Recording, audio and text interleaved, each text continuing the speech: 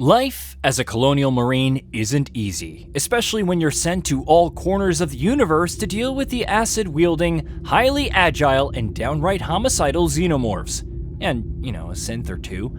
Nevertheless, it's a job that's never done, as evident by Alien's Fireteam Elite 2. Following up on the 2021 co-op shooter from Cold Iron Studios, the sequel is bigger in almost every way, from the number of levels to the actual spaces that you'll be fighting in. With its launch set for August 25th on Xbox Series X and S, PS5, and PC, let's break down 10 of the biggest changes from the original, starting with more missions.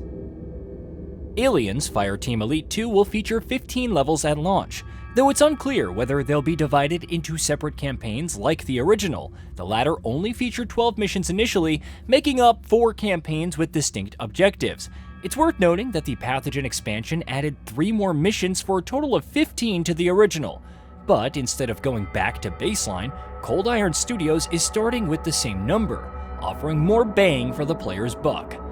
Also, director Chris Cross told Space.com that the team focused on clarity of narrative and mission in Fireteam Elite 2.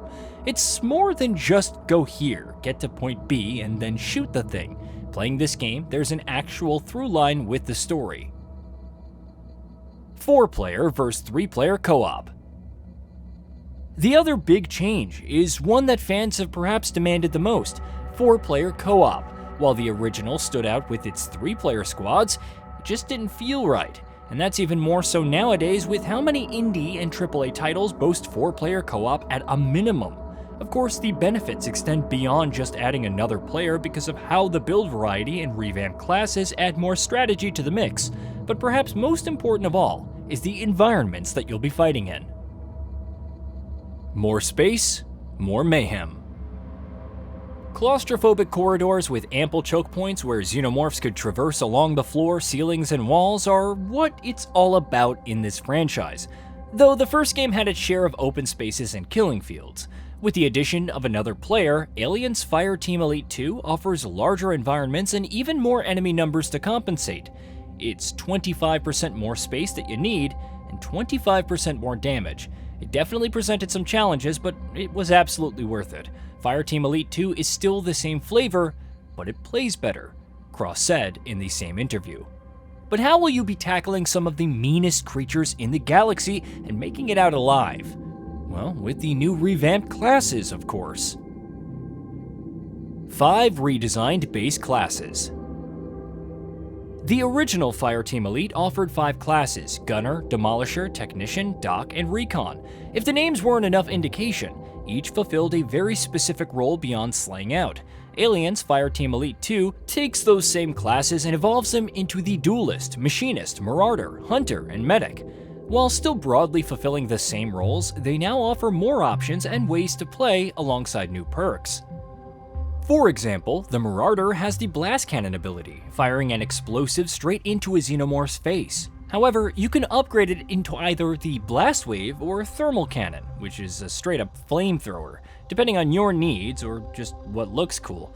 It also has Titan rockets for launching a powerful missile, which can once again be modified into a phosphorus rocket or rocket mines. One of its key perks is Rampage, where killing an enemy grants a stack, and at 25, your movement speed, fire rate, and reload speed are heavily buffed for 8 seconds at the cost of stability. Perfect for grabbing a shotgun and going wild on a horde of Xenos. Then you have the Duelist, whose Stay on Target perk grants 2% increased damage whenever you hit an enemy, capping at 20%. You better keep landing those shots though, because the stacks start disappearing if you stop. Its burst configuration activates an experimental weapon which can be upgraded to damage in fragments or in singular precision hits. All in all, if you're looking for a specific playstyle, be it to support or taking on a more defensive role, Fireteam Elite 2 has you covered. The Endgame Specialist Class. But what if none of the above quenches your appetite for total Xenomorph destruction? What if parts of them all do? Well, that's where the new Specialist comes in. Unlike Fireteam Elite 1, which added new classes in Season 1 and 3 with the Phalanx and Lancer, respectively, the sequel offers a 6th class from launch itself, It's endgame focused, which means that you'll need to put some time into the other classes first, but you can essentially mix and match different abilities and perks into this one build. That includes any weapons as well, granting true freedom to create a build specifically tuned to your liking, something that the original outright lacked. Primary and signature weapons. Another significant change from Alien's Fireteam Elite is how loadouts now work. Originally, you could select one primary weapon with the dinky sidearm serving as your backup. In the sequel, there's now a primary and signature weapon set up with the sidearm kept as your third weapon. One example of a signature weapon is the Machinist plasma guns, which consumes less ammo than other weapons if managed properly. Meanwhile, a Marauder has access to heavy weapons like smart guns, rocket launchers, and heavy flamethrowers, while Hunters can utilize rifles and beam weapons. The key difference is the Duelist, which can wield two primary weapons and has increased ammo reserves overall, fitting the gung-ho fantasy of jumping in, guns blazing, sans jumping. And of course, the Specialist is free to use any weapons, including signature weapons from other classes. Want a revolver rifle as your primary and a smart gun as your signature? Go ahead. Augments and weapon progression changes. Much like the first game, weapons can be customized with different muzzles, magazines, and optics, and while using it more unlocks different options, they're a little bit different in Fireteam Elite 2. Based on various previews and gameplay, weapons now have slots for traits and stats like weapon assist or handling, besides one for changing the color scheme. It's the last slot, which is most interesting because it enables augments, like incendiary ammunition, which can ignite enemies but reduces stopping power. Augments seemingly have different rarities, like Unstoppable, so the best options may have little to no drawbacks. Either way, this new system enables more free-form customization rather than following a set upgrade path, and we like it. Fully customizable sidearms. Let's talk about the sidearms in Fireteam Elite. Actually, let's not, because there's nothing to talk about. There were backup weapons when your primary ran out of ammo and offered little more than slight reassurance when facing a horde of Xenos.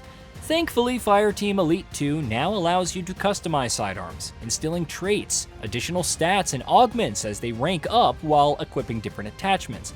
And based on footage thus far, it appears to be an actually viable weapon in the sequel. Larger perk grid. The perk grid returns, once again providing a grid where you can allot perks, depending on how many blocks they occupy. The original offered a 32-block perk grid, but with all these different options for customizing each class, not to mention the sheer number that the Specialist opens up. It makes sense for Cold Iron Studios to expand on that. To that end, Fireteam Elite 2 has a 42-block grid, which means more damage, utility, or survivability when you need it. Or really just more damage on top of damage. Crossplay at launch and cross-platform voice chat. When Alien's Fireteam Elite launched, it infamously lacked cross-platform multiplayer. That would eventually change almost a year after launch, but it still lacked cross-platform voice chat, which meant needing to hop on Discord to coordinate with allies. Chalk it up to another win for Fireteam Elite 2 because not only does it support crossplay out of the metaphorical box, but it also packs in a voice chat that applies across all platforms. Hey, did you know that we at GamingBolt upload new videos every day? Stick around, drop a like, subscribe, and hit that bell. And let us know what kind of content you'd like to see in the future with a comment below.